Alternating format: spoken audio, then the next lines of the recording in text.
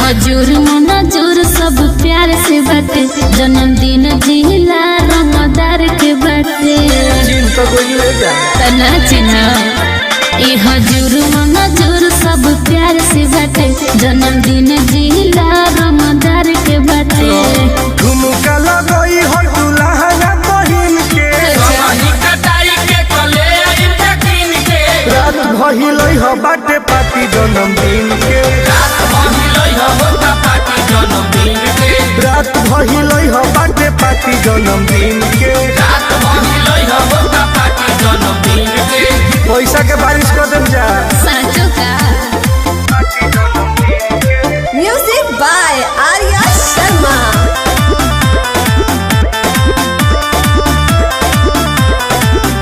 एह मरद के जे भाजइबू रातो रात चरचा में आ जइबू जनतानी फेस भैलू बढ़ जाई दिल डोला बोलो मार्केट चढ़ जाई सही कहत रे हाँ हो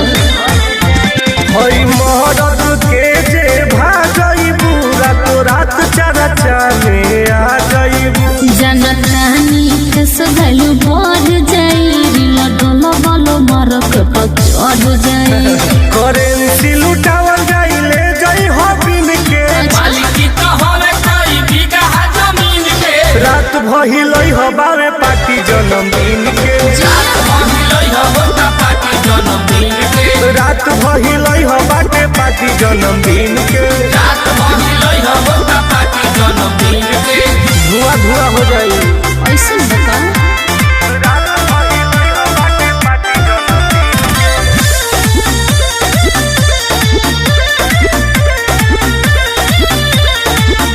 हमनी के महफिल में जे नचबू हो अलगे इतिहास तू रचबू हो हमारा तरफ से हाँ जीवा दिलदार ही दिलवा राजीवा जामाल माल हो जीबू अच्छा जी हमनी के महफिल में जे नचबू हो अलगे इतिहास तू रचबू हो हमारा तरफ से हाँ जीवा दिलदार ही दिलवा राजीवा